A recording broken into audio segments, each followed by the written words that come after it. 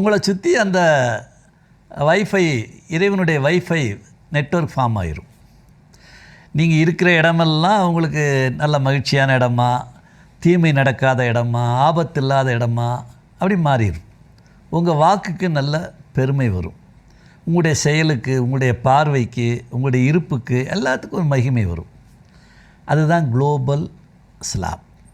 அதுக்கு ஞானம் என்ற ஒரு பக்குவ நிலையை அடைய வேண்டும். அதை உலகத்திற்கே கற்றுக் கொடுக்கும் ஒரு பகுதி இருக்கிறது என்றால் அதுதான் தமிழ்நாடு.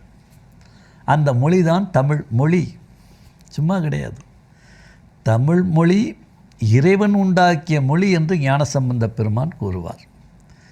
இறைவன் உண்டாக்கிய மொழி, இறைவன் பேசும் மொழி தமிழ்தான் என்று வெறும் இளனாவாக போட்டு, சிறப்புலகிற தமிழுக்கு வர இளனாவே போட்டு ஒரு அருமையான தேவார பாட்டு எழுதிப்பார். அதை மனப்பாடம் பண்ணுறது கஷ்டம்.